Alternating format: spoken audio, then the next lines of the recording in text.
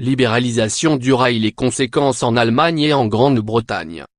En plein débat sur la libéralisation du rail en France, prévue à partir de fin 2020, le gouvernement ne cesse de prendre comme modèle l'Allemagne et les syndicats de brandir comme exemple à ne pas suivre la Grande-Bretagne. Il faut dire que nos deux voisins ont ouvert leur chemin de fer à la concurrence il y a de cela près de 25 ans. Il est donc intéressant, avec ce recul, de regarder d'un peu plus près les effets de la libéralisation du rail dans ces deux pays. Lire aussi, libéralisation du rail, les conséquences en Allemagne et en Grande-Bretagne. Une vingtaine de sociétés privées et une entreprise publique. La Grande-Bretagne a privatisé l'exploitation de ses chemins de fer en 1994, à l'initiative des conservateurs. Aujourd'hui, une vingtaine de sociétés privées se partagent le marché.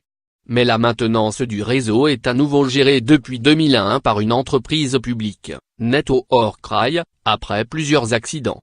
On cite souvent celui d'Hatfield, près de Londres, en octobre 2000, 4 morts et 70 blessés, provoqués par le mauvais état des rails. Des billets 30% plus chers qu'en France. Selon une étude citée par le Financial Times fin janvier, le prix des billets a bondi de 25% depuis 1995. Ils sont en moyenne 30% plus chers que dans l'Hexagone.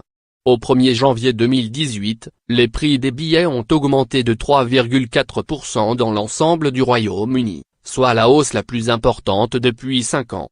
Cette augmentation a été calculée en fonction du taux d'inflation relevé en juillet 2017. Lire aussi, l'ouverture du rail à la concurrence, un succès en Europe. L'opposition travailliste et son leader Jérémy Corbyn militent pour une renationalisation du transport ferroviaire. Une mesure à laquelle 60% des Britanniques sont favorables selon un sondage de Skidata, principalement en raison des prix jugés trop élevés. Mais moins d'accidents ferroviaires.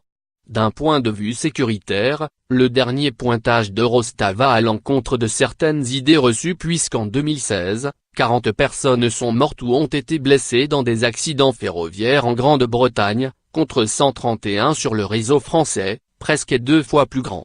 Le système a énormément progressé après un démarrage catastrophique. C'est devenu l'un des plus sûrs d'Europe et en termes de retard c'est au niveau de la France, note Yves Crozet, professeur au laboratoire Aménagement Économie Transport, LET, de l'Université de Lyon, cité par la AFP. Peu d'investissements sur les infrastructures.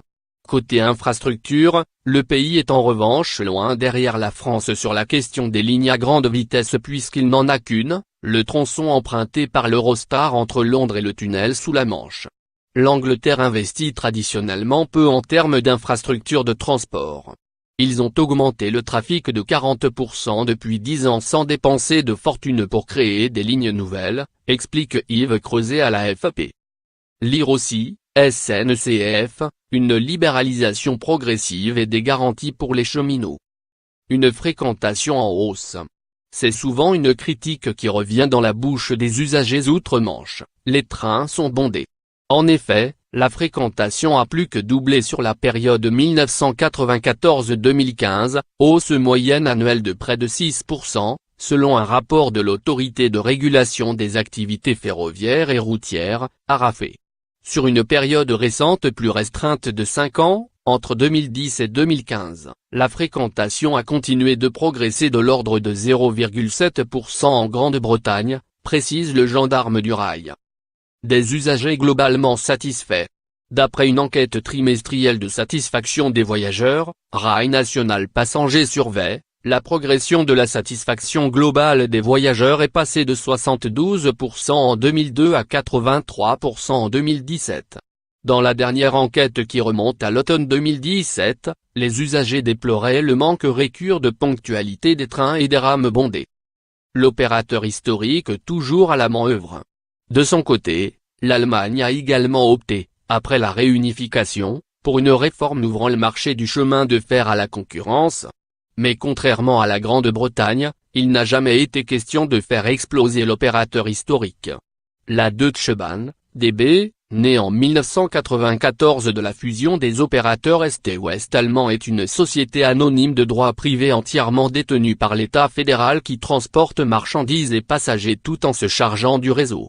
Sur les grandes lignes, Rares sont les compagnies privées qui ont réussi à se faire une place, avec 99% de parts de marché, la DB garde un quasi-monopole sur ce segment, malgré des critiques sur les retards notamment.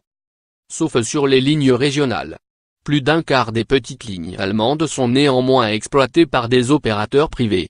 Sur le régional, il y a des franchises ou des concessions avec des compétiteurs de DB. On a vu une augmentation des fréquences, de la qualité, une réouverture de lignes et une baisse considérable du coût, explique Marc Ivaldi, professeur à l'école d'économie de Toulouse, cité par la AFP. Une dette expurgée. L'État allemand a repris la dette du groupe, 70 milliards de marks de dette, soit 35 milliards d'euros, contre 45 milliards d'euros pour celle de la SNCF, contraignant l'État à rembourser 6 milliards de marks par an à partir de 1996. La fin du statut d'agent public. En contrepartie, les effectifs sont passés de 350 000 à 220 000 personnes. Le statut d'agent public a été progressivement éteint dès cette époque. Toutes les nouvelles recrues de la DB ont été soumises aux règles du droit privé. Aujourd'hui, la part des cheminots sous statut ne dépasse pas 16% du total des effectifs de l'entreprise ferroviaire allemande. Fermeture de gares et renouvellement du matériel roulant. La Deutsche Bahn a fermé 700 gares. L'État avait hérité du patrimoine immobilier et vendu des bâtiments, des terrains ou des installations. Parallèlement, la libéralisation s'est traduite par un renouvellement de grande ampleur du parc de matériel roulant, de sorte que l'âge moyen du parc de la DB est passé de 17,3 ans à 7,5 ans entre 1997 et 2015, selon l'ARAFE. Une hausse de la fréquentation. Comme en Grande-Bretagne, la libéralisation du rail a donné lieu à une hausse de la fréquentation des trains par les voyageurs. Sur la période 1994-2015, la fréquentation s'est accrue de 29% à 1,6% de hausse moyenne par an, selon l'ARAFE. Et sur une période récente plus restreinte de 5 ans, entre 2010 et 2015, la fréquentation a continué de progresser de 0,3% en moyenne en Allemagne.